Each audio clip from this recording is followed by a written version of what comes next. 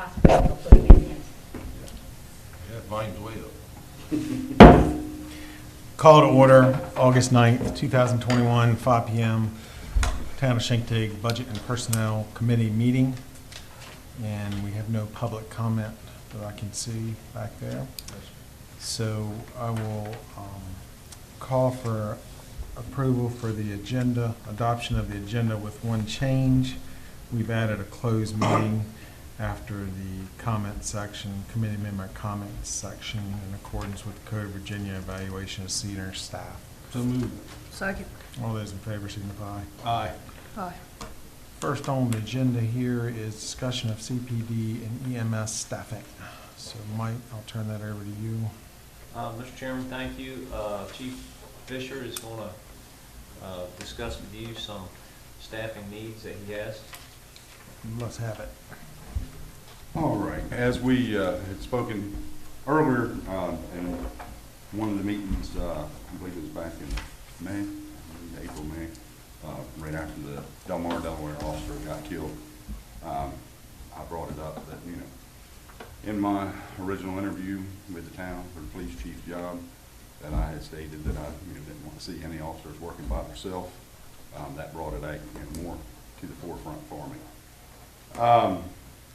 As we spoke, I think Councilman Bowden, I think you asked me then, about how many it would take, and I believe I said two. Two would cover our midnight shift all night long.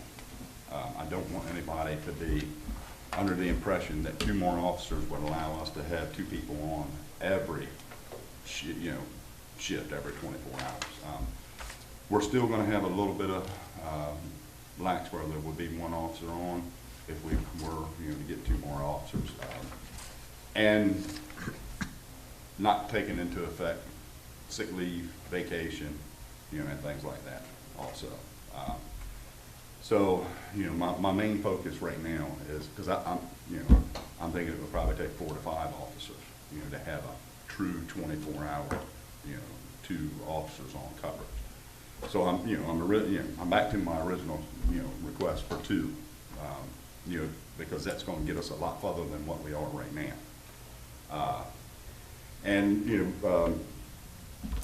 Captain Greenlee today, he's crunched some numbers for me. As you can see on the handouts that I gave each one of you, Carol, got these together for us. This was back in January, wasn't it? That's our pay scale. Yeah, our pay scale for January. And then we put together, just as an idea of the first one is, one of our officers with 2 years experience, the starting hourly pay, and then the benefits also. And then you get the total salary and benefits. And the next one was one with a more experienced officer, which has about 7 years experience, their hourly pay and their benefit package also. And then the last one is one of our more experienced officers with their hourly pay. And the reason I gave you all three of these is because, when we advertise for a police officer, we, have no idea who's going to put in what we're going to get. So, I'm trying to, figure this out somewhere in the middle, is what I want to get a basic idea of what we're looking at. So, and I mean, I know it's, we got to have funding in order to be able to get the, the requests that we've got in. So that's where I'm looking at now, trying to see, about how much. And what we're going to be shooting for is probably going to be the total package of 65,000, almost 66,000, 65,942. That's what I'm thinking. Now, it could come in cheaper than that, of course, if, no experienced officers put in. This key salary that's highlighted Yes. on, the 2 years experience there, Uh-huh. the one that's highlighted, Right. that is the actual take home, right? Yes and no. No? Yes, That's based on 2,236 hours. 2,236 hours. Normally, everybody, most pays are based on 2,080 hours of pay, or a year. Or here's what I'm looking at. If you take that figure right there and divide that by 12, that's 3,200 a month. Right. Yeah, So, but they're not always making that.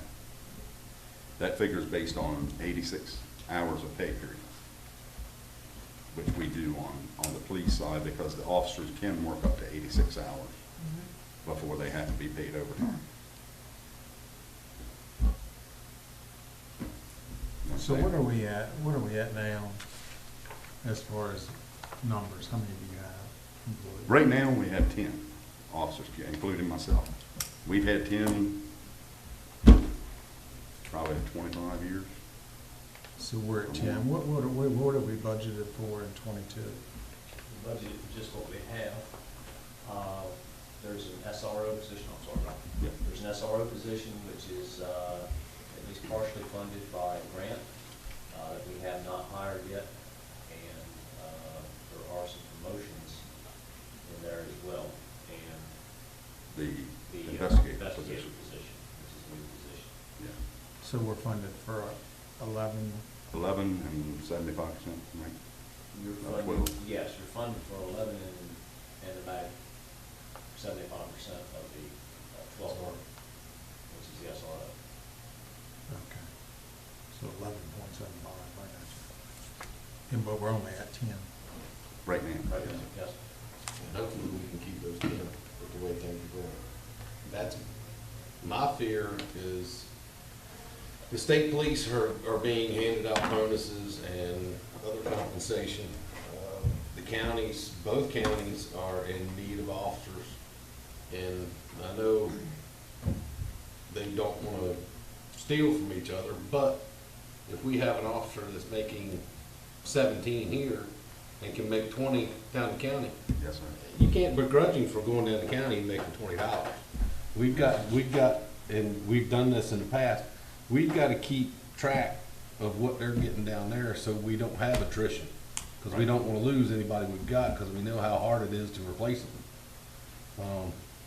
That's my biggest fear on working with this budget, is making sure we've got enough to keep the ones we got, Well, in addition to the ones that, we'd like to get. and Tyler has also started a, Pay scale pace, comparison. yeah. He's got that in the works now. Not completed yet, but, that's something that, we're gonna have to, And I know a few years ago, the town paid for a study, even though, the paper did it. I know Miss Ellen was on council then, but Denise, were you on council when we had that study done of all the, that was about useless. Well, I know, Unfortunately, but, and it was useless because they didn't ask anybody locally, no, what the pay scale was. They were going off to places that, they compared us to much bigger yeah, places. much bigger municipalities, and it was crazy. it's my understanding, you were, when I retired in 16, right after I retired, the department got an across-the-board raise. Right. Yeah. But that coincided with an article that was done by the Post or something, I believe, that showed that we were the lowest paid police department on the shore at the time. And I believe We've sunk that back. we've sunk back down. Well, yeah, and that was my concern, more so over the staffing, because I've heard the numbers of what they're making down the road. And there is a discrepancy, if my figures are correct from what I've gathered, with some of the departments versus what we're paying. So we need to kind of make that a top priority, in my opinion, is the pay scale and reference, because, your officers can leave quickly. I agree They're- 100%. They're flexible. We've got a great bunch here. We do, and I'm not getting off topic here. It don't just apply to his department. Yeah. Public Works staff, Yeah, but I'm talking more about police in specific. I know. Because that's escalating a little higher from what I understand. It- Quicker. it Quicker is, than but the public works I and don't so want us to forth. get into a situation where, we got a job announcement out today, for a maintenance worker. pay range 1183, depending on experience, can go up to 1846. Nobody's gonna go out there and work for $11.83 anymore. We're not doing it, I wouldn't. We're not, we've got to retain these people in every department. Right, but I still want to focus right now on, since we're on the police. Agreed. Focus on the police is the. We'll get to that later then. We can tackle. We can tackle that at maybe another juncture, but I think our EMS staffing pay scales are a little bit more competitive than our police pay scales at this time, in my But opinion. is there any danger of them being stolen by the county? I mean, because the county's, County's low. well, the county's low, but they're moving to full-time over in Greenback. That's gonna take some staffing. They're So- already short-staffed down the county. So I can't 100% speak for all staff, but Yeah, but- I'm pretty confident the staff we have will remain. A lot of our part-time staff work full-time already for the county. Right. So our part-time staff, I'm pretty confident will remain. I also concur with Chairman Bott. You know, I think our pay scale right now is pretty competitive, but we've all had discussions.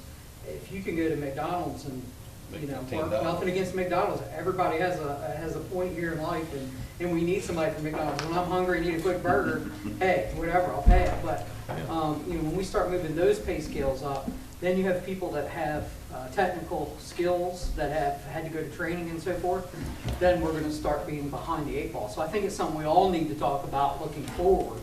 But right now, I would concur that, you know, EMS payroll looks to be in a competitive range with other areas here on the shore at the present time. Of course, we all know that the minimum wage in Virginia by 2024 is going to be $15. It's going up in steps. That's going to put pressure on everything above it. I will say there was an article, the VML's tracking this, that there's an amendment to the original bill that was put in the General Assembly for raises for law enforcement. Originally, it was only state police, I believe. State police, Now it's gonna be county. originally, And, then the sheriff's office kicked up, the and Sheriff's Association, so Yeah. they kicked in that. And there's some news on that today. I have not read it yet, but there's an amendment to the bill that's going to include local officers, but from what Chief Fisher tells me, that may include a local match as well, so we would, they'd give us From my understanding of it, the state police and the sheriff's offices are both going to be getting, all deputies and all state police, all state troopers are going to get $5,000 from the state. John Jones, who's the state, or the sheriff's office lobbyist, he even threw in there for local law enforcement, not just us, but throughout the state. And the compromise on that was the state will give $2,500 if the locality will match that $2,500 for each officer that they have. Can that come from? That can come from the ARPA funds, yes. Because that's where this is coming from. This is part of that ARPA funds for the state that they're looking at. And that's just a bonus, that's not. Yeah, that's just all. That's not side. salary, that's, yeah, That's thanks for hanging in there. exactly, yeah. But getting back to, like we're talking here, and, you know, I don't want you to think that I'm going away. I'm still, my officer safety is the biggest thing, you know, for me. You know, but I do agree with you, and me and the town manager has spoken about this, you know, previously. You know, when you look at that second page, the starting police officer, now that's not a certified police officer. That's if I have to hire somebody and send them to the academy. But right now, the minimum is $15.10. You know, our minimum wage is gonna be going up to 15. Yeah. And even when they get out of school, 16.65. You know, they've got to go through 14 weeks of training. 16 weeks of training now. And, you know, and just to be that, you know, much above what the minimum wage will be. Yeah, that's, I'm sorry, guys, I just think that's a slap in the face. It's definitely a deterrent. Yep. I would think anybody who wants to become a police officer now. Yep. Oh, yeah. In life. And if I could reiterate on Chief Fisher's, you know, safety for the officer, it also provides safety for my folks. Out here at nighttime, there's a lot of things going on that people really don't see behind the scenes. and his officers, you know, come out to help my folks as well, myself included. You know, I feel right now EMS and police have the best relationship that they've ever had as long as I've worked for the town, in my opinion. But I also think that having that extra at nighttime only makes my folks safer, makes the community safer, so. Yep, because as much as we would like to think it's safe, Chincoteague's changing. You know, mental health is becoming an issue. You get a mental health call, these guys have got to go too, because you never know how that's gonna pan out. Yes. So, Which, like he said, most time, you know, our guys, if they're working and they're not on another call and they hear an ambulance Yeah. call, they'll go with them, you know, just to make sure. right. You know, that everything's okay. And I want them to do that. You know, But I want you to have the staff that you can have somebody go with him and still protect Oh, the yes. rest of the island. Oh, If yeah. you've got somebody helping him, somebody in here already booking somebody, that leaves you uncovered. Right. I want to make sure you get some coverage. But first, we gotta talk salaries. Yeah, that's why I think, I don't know how to proceed with this. So, I mean, technically, the salaries is on Mike, right? Yes. That's on Mike. So you need to get us some numbers on salaries, I think. And then once we get those numbers, then we can evaluate the levels a little better, because it'd be bad to evaluate the level and then not have the salary correct when we go and try to get the numbers for them. As Robbie said, Captain Greenlee is doing a salary study, and he's doing it from local organizations, people that we are going to compete with. That's what you for all- need, Eastern Shore, Maryland. Yes. Yeah, Maryland and Virginia. That's what makes sense, is to get folks you can. And you can compete get, I mean, it's freedom of information stuff. with. Yes, it absolutely is, and most of it's. So far, everybody's I'm- cooperative. Yeah. Yeah, for the most part, there's a few agencies that have never even emailed me back. I don't know why, but, Salary information in nearly all government agencies, as long as you're not talking about individuals, in most cases is foilable. It absolutely is foilable. I used to have to give the entire school system's salaries on a per person basis to every single year. Right. It's, Yeah, they put it they back. like salaries, so. So I think that would be a good game plan moving back, if you all can agree, is try to get the salary thing straight first, and then tackle the staffing level issue, once we get the salary requirements considered. Well, I would actually like to see the staffing, try to, if we could get some staffing, just to even, you know, the minimum now, I mean, I don't know. Are you getting? You're in an off-budget We're, yeah, we are getting an off budget time, You're getting ready to go through the budget again in January. right? So we, I mean. Well, no, you started last year. Well, I'll start putting things together toward the end of November so that we can hit the ground running the first of the year. And I'll have like last year, I'll have a schedule of what we attack at which meeting, you know, up to the budget. Because technically, we've got an unfilled position now, hasn't we? Mhm. Yeah, true. You still got one man in there, you haven't got down yet. But we do need to help them out as much as we can. And if that bonus comes up, I mean, I would think that would be a no-brainer. If that goes through the Senate and the House, I think it's something that we should, I mean, act on immediately. Let me tell you, if you decide not to do that, it would be a very unpopular decision. It would. Very unpopular. It would be difficult to defend that. Yes, it would be. Yeah. I can just imagine. Even with the, you know, Mr. Jones and everybody else, because they had to go to bat for us, all the senators. From the way we were talked to at the different meetings, Mike and I, it was a done deal. They were just gonna go, it was all cut and dried. What they were gonna vote on was what they were gonna vote on, that was it. There were some Everybody go home. questions as why they needed to show up. Show up at all. Yeah. But apparently they raised enough fuss that they got some things through, so. Yeah. We need to help them all we can. So, can you get that study done before next month or before we have another budget? I'm personnel about a month into it. I will work as hard. Hard as you can. As hard as I can. That's a yes. We can- I promise you that much. I'll make some phone calls too, I'll get on the horn, Yeah. we'll get together and The more you help us, the more we can help you. That's right. So, we can make it happen. yeah, make it happen. All right, so we'll move forward with that plan right now, getting the salary straight, and then we'll hopefully maybe come back to that by September, and then we can tackle maybe both issues at that time, or revisit both issues at that time. All right, EMS staffing.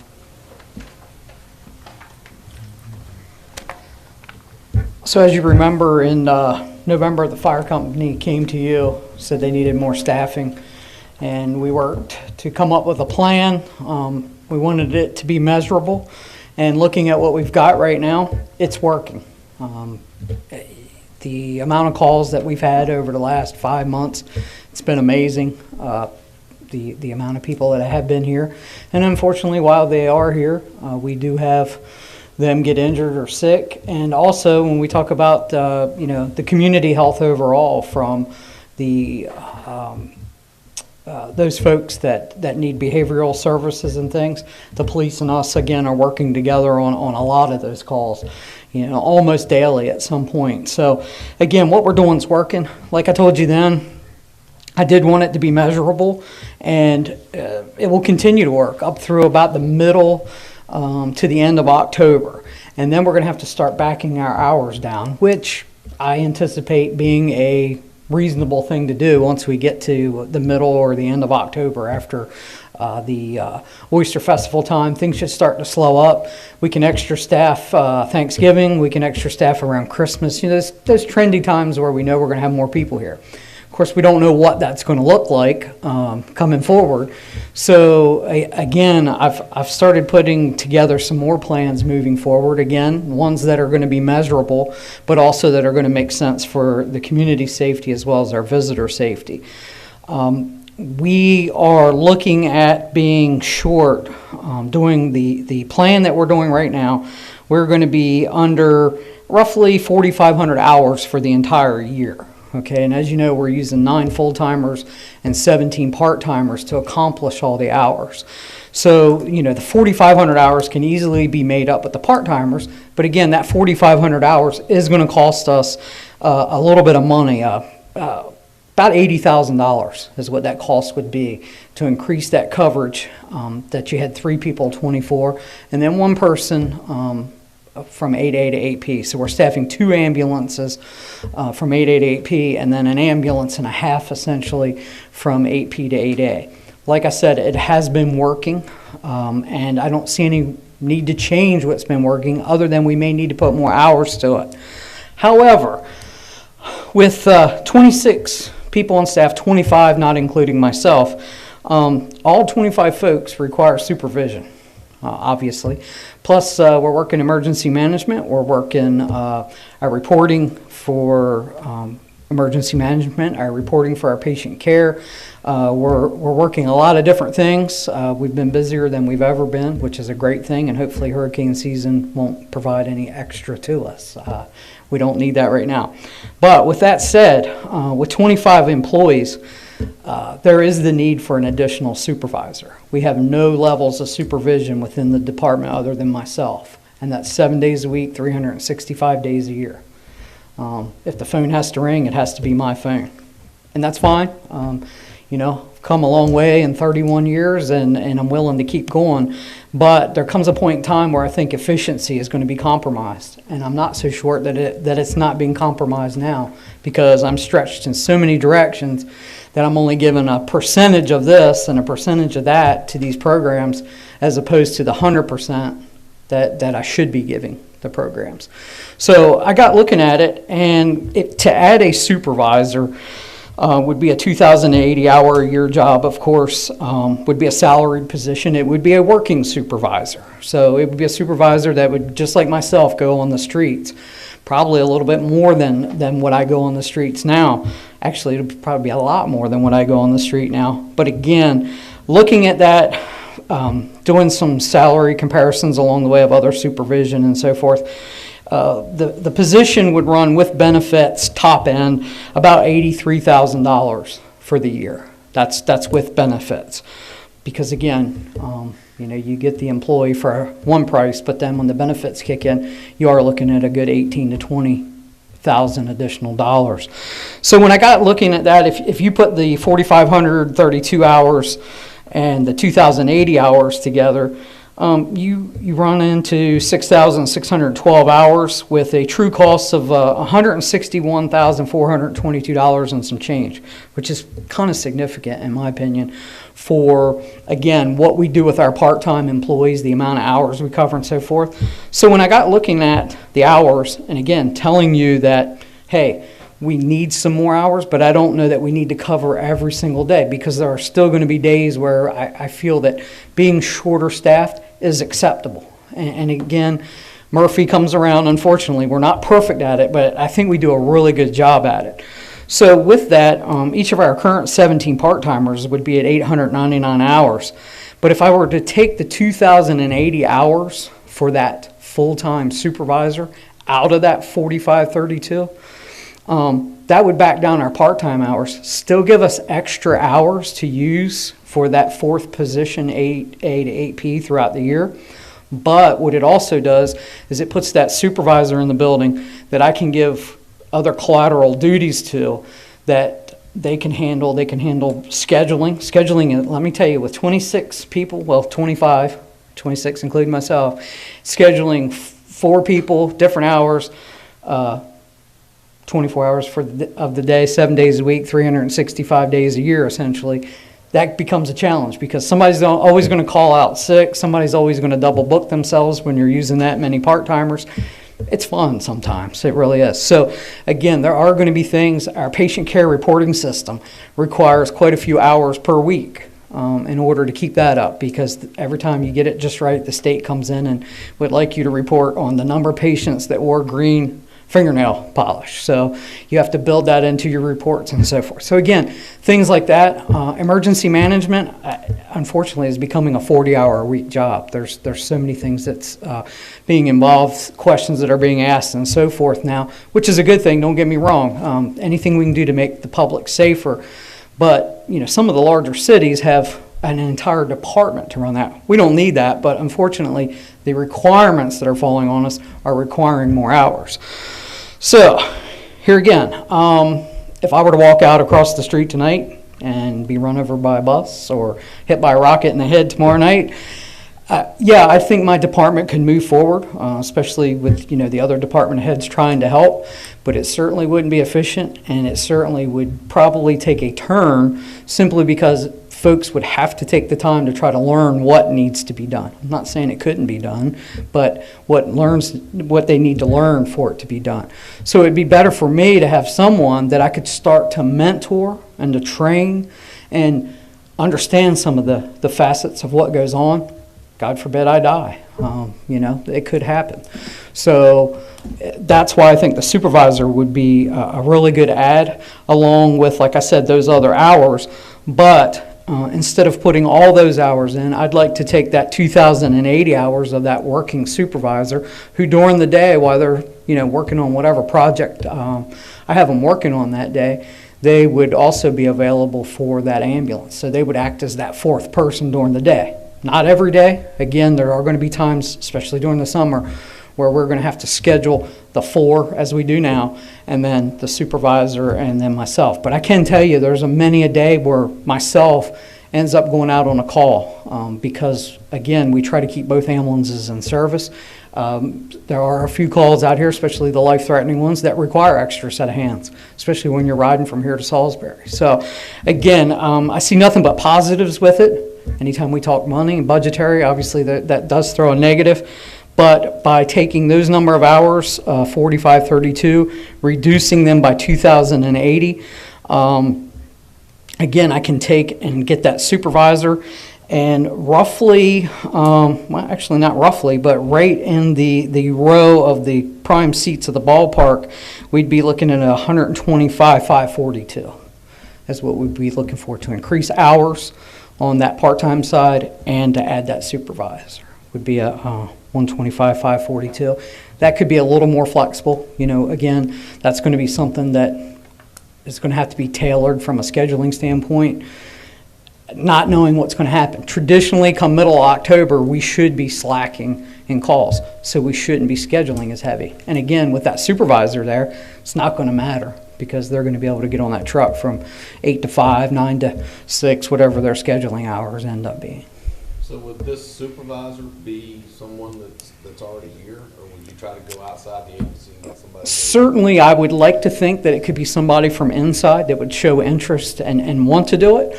One thing that will come to play in this is, our folks now are working those 24-hour shifts. It's 1 day on, 3 days off. Think about it. It'd be nice. I don't know anybody wants to go to the 5 days. But there may be somebody that has a turn in their life, or, hey, I want to try this, or, I just really want to do it. There's always the part-time side of the house, too. Somebody may want to do that to become full-time. So there's certainly options. I don't think we'll have to go on the outside to do it. But then again, I can't promise that. But I would like to think somebody would, really like to step up to that position, and I don't see why they wouldn't. On the, I appreciate your presentation. I wouldn't mind a little sheet in the future on your numbers. I had a little trouble following along. Sure, and I apologize for that because I was last minute putting this together. Hours. I mean, Tyler gave us a nice little sheet there. Oh, yeah, and I'll be more than happy to get something like that for you and email it to you. So on the EMS side of it, how do you all do, because now we're working on this full-time, part-time. We're not approving a manning table or anything for EMS, so doesn't he have the flexibility with, because how do you budget the part-time hours? Well, we do just that. We budget a number of hours for each part-time. Irregardless of the number of people, right? That's correct. So do we budget the full-time personnel for EMS? Or do you just budget the money, the actual person? We budget full-time personnel with a number of hours, and then I budget a specific number of hours for each part-time. Okay. So the budget, we'd have to recommend to council, so you're actually talking about adding a position, but you're talking about taking away from your part-time a little bit hours, right? So- Well, the overall part-time hours would increase, but instead of increasing from, let's say, 1,000 to 2,000, we increase from 1,000 to 1,300. And then that remaining 700 goes over to the supervisor. Yeah, I mean, I think this is a good idea, in my opinion, talking right off the top of my head, because, we already experienced a great deal of savings with the part-time, not hiring and going the part-time route. And it seems to be working with patient safety as well, right? I mean, Yeah. we're providing patient safety. It's working. So, yeah, I mean, this is a bonus kind of thing, in my opinion, on this deal. Because you're still maintaining that part-time labor force and still increasing it if need be. But I can understand what you're saying on the responsibility. That's a lot of employees on one person. So would this go in next year's budget, or would this go See, his is a little different because he's got that part-time built in? built in Well, that he doesn't meet. Now, last year you didn't meet the full part-time. Well, yeah, he had a big savings last year. Well, and that savings one, again, is trying to manage every hour that we can manage. It's trying to be responsible. Also, I had 2 employees, one that went out on workers' comp, another one that went out on leave without pay. So that kind of saved some of that money, but, I'd like to think the overall savings came from being fiscally responsible with our usage. That could approve with another supervisor manager. Yeah, That good. strong load, so, yeah. So do we need to send that to council? To let him do that? Let him, well, what's the plan? Do you want to do it in this budget year, or do you want to wait until we do it, until we redo our budget for 2023? I would ask, how soon do you want it? Ideally, can they start tonight? I can, It was but originally in the budget for FY20. When I came here, it was in the budget, it was removed because of COVID purposes. so that could be applied to ARPA because it was something that got pushed back because of COVID.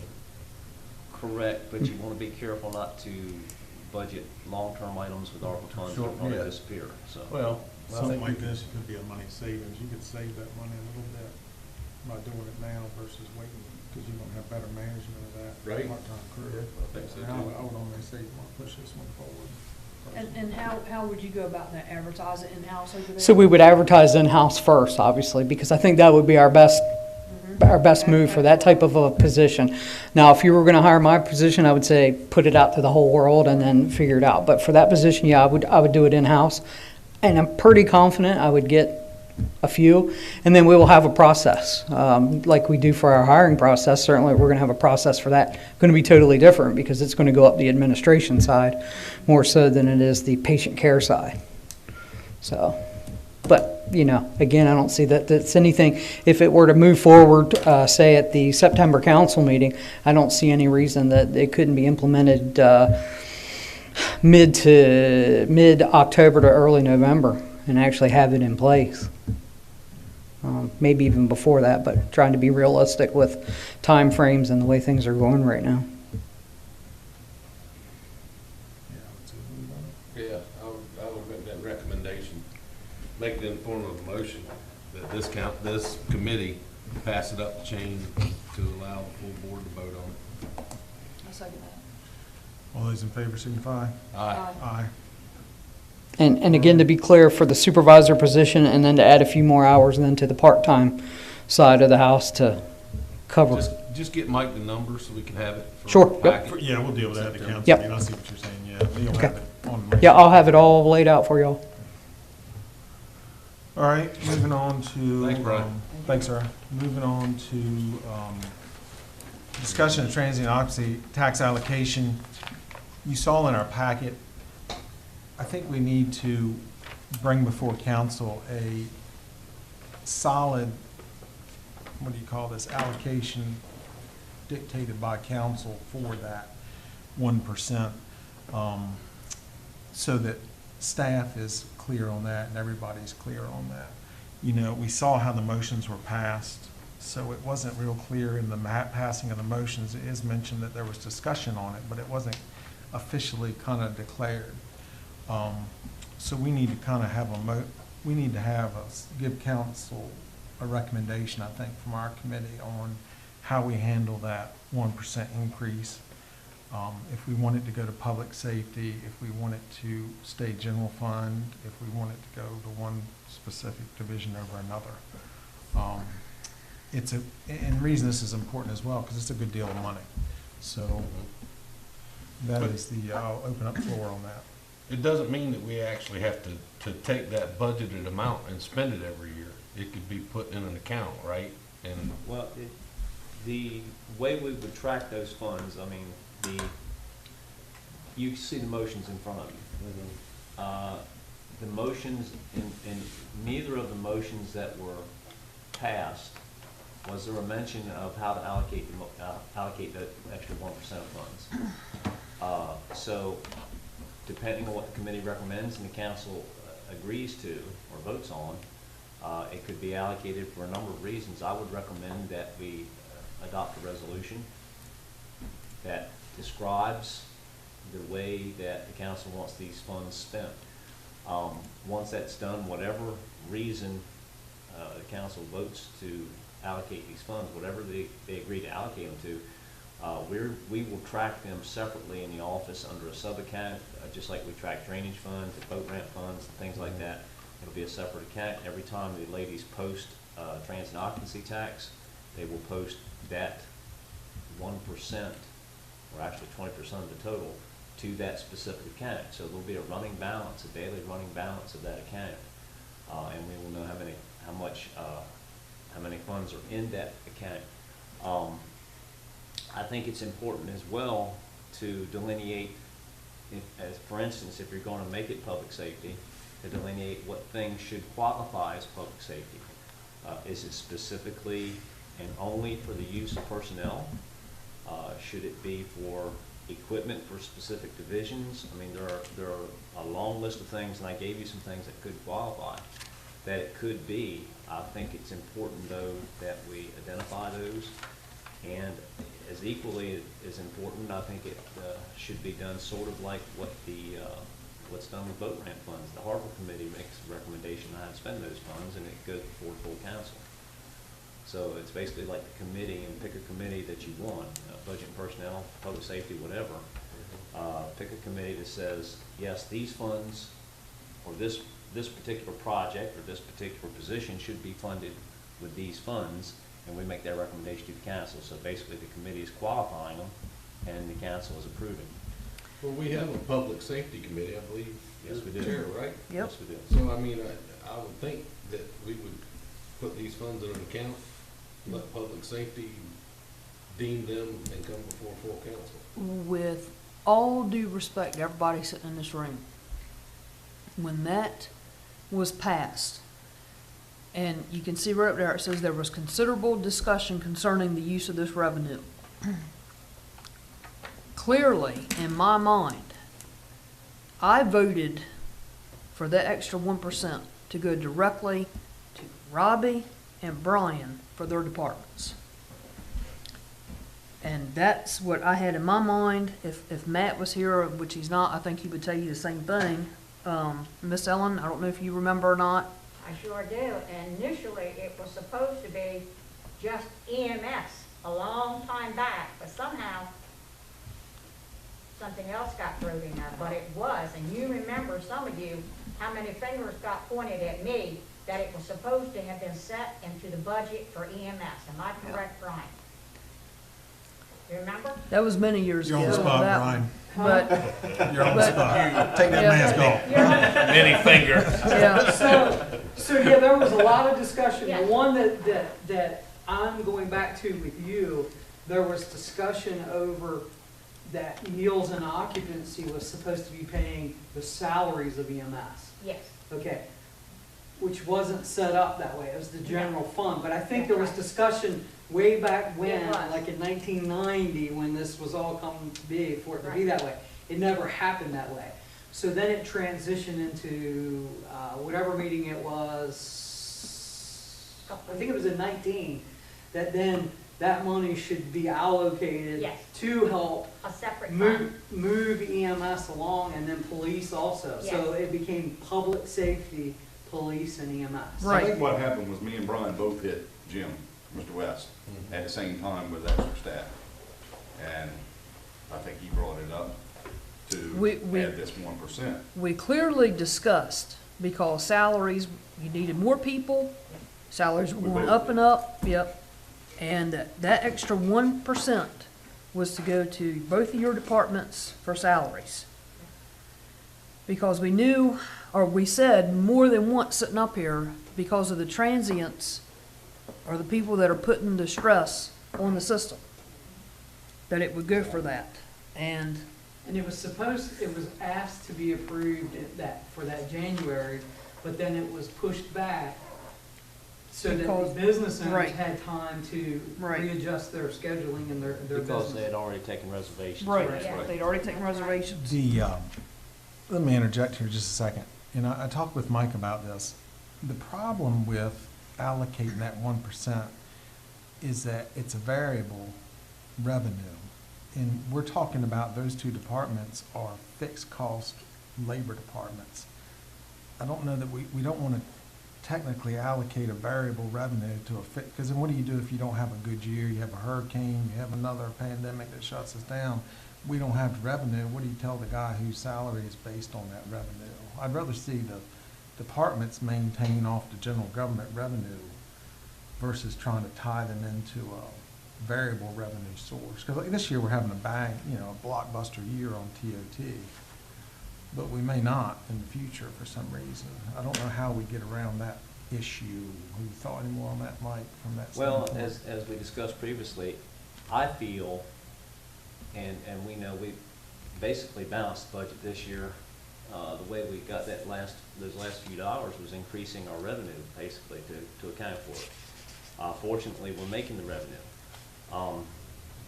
I do a lot of reading, I try to do a lot of reading, a lot of studying, and what I see or what I fear is that we're in a bubble and that we're collecting abnormally high TOT right now and meals, and that there may be a slight correction in the next few years where things level out a little bit before it starts climbing again due to inflation or what have you. My fear is that we commit, when you commit labor to extra funds, that's a fixed cost, and that's a cost you cannot get out of. You can't just say, we're not gonna repave the parking lot this year. The only way to get out of that is to RIF some people, which nobody wants to do. It's not good for morale, it's not good for the people you RIF, and it's not good for your overall efficiency of your department. So personally, I would like to see the levels stay where they're at for a few years. I mean, ideally, and I understand what everybody's saying, but ideally, from my position as doing the budget, I would like to see those levels sustained for a few years before we commit to hiring people on them. But again, if we can make economies in other places and pay for them and working under general government, great. So how about this? I guess what I was thinking is going for salaries to me was for extra people you have to hire. You know, the next person that comes along, you've got the money there to do it. And then what, if you don't hire anybody for a couple of years, yeah, you put that money to something else, I guess. But, you know, number one priority should be what they need as far as how many people they have to hire. Plus equipment, plus. Yeah, plus That's- equipment, that- we things run like into that. And that's Right. one of those things, And like with this ambulance, I mean, Yeah. you know, we had or the high pressure gauge or something. I mean, it falls on us to help support them, and I would think that if we put this money in a fund rather than delving it out, it would be there for those emergency situations. Right, and that's technically, in essence, then you're freeing up your general government money to cover those fixed salaries. Because we don't want to get in that deal where we're ripping people and all that. No, we do not. You need No. those salaries And- fixed But, on but you income. still want some of that money there too in case he has to hire somebody. yeah, That's what I'm definitely. looking at. Definitely. And that's why it's in an account, that if he does need it, he can come before the Public Safety Committee and say, look, I'm hiring a new officer, I need this. Public Safety can say, town manager, you have this much funds in this account, use it. Right. And that's why we would leave it into the hands of Public Safety. But rather than delving it all out, trying to spend all the money we're making in 1 year, we put it in an account, we can see that it's spent wisely rather than just throwing away as soon as we get it. What allows you then to put off those capital expenses if you do run into a bad year. Correct. And utilize the money in the account to cover the Well, it was fixed just, salaries. it was just like when we shut down, we were like, oh my God, what are we gonna do? Right. You know, so we had zero Right. tax then. We made it up, but still, if we have to do it again, like you were saying, and we have zero, if we've committed ourselves, that's not gonna be good. And you're changing it, like I'm saying, those taxes are like bell curve anyway. I mean, not bell curve, but they're cyclical. You have the, Yes, Yeah. I mean, we're in the heart of collecting the most in transit and occupancy meals, obviously, that we're 22% gonna collect all year. regime. Transit and occupancy, actually for the month of July, we collected 25% of our budget for revenues for that this But year. these positions are full-time, year-round positions, so we've got to fund all throughout. the They year. are, but we're looking at the overall number. You're looking at the total revenue budgeted for transit and occupancy this year is $1.4 million. That's what we're expecting in revenue from TOT. If we make that, then 1% or 20%, which represents 1%, the additional 1% collections would be $280,000. We would like to see that number 1.4 inch up as it should as time progresses. However, if we experience a correction and we've tied salaries to that number, then we may be in a difficult position. We'd have to make it up somewhere else. The last thing you do is try to RIF people for a number of reasons that I've already stated. But, I understand in hiring the people with general government funds would definitely be the way to go so that the public safety money could be used for everything else that's required. I mean, additional equipment, I mean, you're buying a high pressure compressor, things like that. Ideally, that's what you would want to do rather than tie salaries to a number that fluctuates like that. But when you get down to it, all our salaries are tied to a fluctuating number because it's you know, a good portion of our income, of our revenues are tied to meals and transit and occupancy, which is why we report them every month to you. Yeah, because God forbid we'd have to raise taxes. That would not be good. And one thing I'd like to point out, if you remember when Supervisor Tar was here the other evening for the council meeting, when he was talking about the Greenbackville extra staffing, $800,000 to provide that extra staffing that they need, raising the taxes of that area to accomplish that, right? That's to staff one ambulance, is what that 800,000 does. And I know when we look at our number, I think it was like $1.3 million this year, something like that. That looks like a big number, but we're staffing two ambulances. 24/7. Well, Yeah. one ambulance 24/7, another ambulance for 12 hours out of the day. We're doing emergency management out of that. We're doing our risk management. We're doing all of our drug testing, for all the employees and monitoring that. And so I think we really get a good bang for our buck out of the amount of money that's put in. And again, taxes have, knock on wood, not had to been raised to make that happen for years. And granted, we are expanding, but again, just to kind of focus on that, be not responsible of me if I didn't point that out, but $800,000 to staff one ambulance, which again, if staffing is needed in other area of the county, and it's gonna happen, because people get sick, they get hurt, whatnot, they're gonna pull from those less run stations. Here, we don't have to share our personnel, so. So we need a recommendation, I guess, to send forward. I don't know if we want to table it and think on it some more, or if we want to prepare to send it through.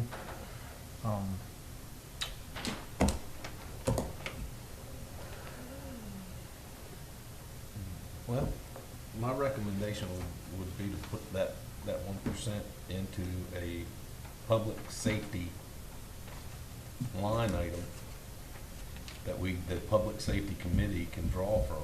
Yeah. I don't know, Denise, how do you feel about that? I know, and that's, you're right, we sold it on that 1% tax going to help our insurance agent, to help make sure we had an ambulance, make sure we had equipment for the police when they needed it. Well, you also run into the idea where we've talked about salaries. The police Right. probably need to be adjusted mid-budget year, and that would be a Correct. great account to be able to draw from if it were in Correct. existence. Then it's To hold that us off account. for this year. Right. For the 6 months or 7 months or 8 months remaining in the year, so. So what I'll propose, I'll put in form of a motion that we propose to full council that this 1% be put in a line item budget that can be drawn from by the Public Safety Committee when they deem necessary. Is that proper?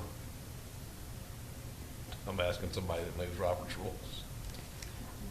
Well, let me ask this. Can that be drawn off of if they need something for part-time salaries or full-time salaries? Sure. It's whatever the Public Safety Committee recommends. That way they wouldn't have to come back to us again. They would come to you. You would make the the recommendation to council, and boom, it would be. If I may, unless you specifically say that it can only be used for these items, then it can be used for whatever the Public Safety Committee deems is public safety. Okay. Yeah, I kind of like the generality. I'm good And along with that. If you leave it loose like that, you can use it for salaries, you can use it for equipment, you can, what have you. Yeah, if we need Training, something, whatever if we you need something that's gonna help the public and it doesn't concern EMS or police, we can still deem that a public safety concern and tap into this budget. And odds are those concerns come up at a more rapid rate, kind of outside our budgetary meetings and all Yeah. that kind of stuff. Yeah. And you need something that you can do mid-year that's needed. Like this compressor. Like a compressor, or if we do we need an extra law enforcement officer down, we don't have to wait till September, just like Brian said, it takes them 2.5 months to hire somebody. So that process needs to go faster than just waiting till the budget time. Well, and in defense of Brian, he has a very specific process that he Good follows, process, yeah. and it's a very good process, and it does take a little while, but you want to be careful. I learned a long time ago, in the government, you want to be careful who you hire. You want the right person in the job. Right. That's always advisable, but even more so for the government. So that's my motion, that we put that 1% from our additional TOT taxes into a line item that is controlled by the Public Safety Committee. I second that. All those in favor? Aye. Aye. All right, update on ARPA funding, Mike. And Mr. Chairman, we really don't have much of an update. There is not, but I went back through this morning looking for additional guidance. There doesn't seem to be a lot of significant guidance on spending it, which is what we're of interest to us right now. It's more so on the back end of reporting and things like that, which we don't need to be concerned with in this committee, so I won't offer anything additional this meeting. All right, Denise, committee member comments and other discussion. Yeah, I'm gonna go back to, what I'd mentioned before. The epidemic caused by the pandemic of not being able to find workers is affecting everybody across the board. We all know that. Help wanted signs are everywhere. I just feel like we've got to do everything we can to keep employees and keep good employees here. I was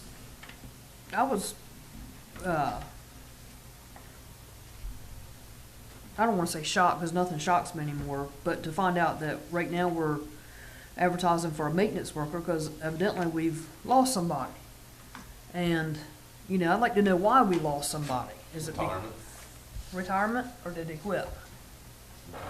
We had a resignation just this morning, and it was just this morning. So that's how quickly you saw that advertisement go up. But there was no reason, we haven't done an exit interview with the individual, but there was no reason given in the resignation letter why that person was leaving. I'd like for you to find that out. Certainly can. But, you know, I know with our budget right now and the things that we're budgeted for, but I want to go back and say what I said before.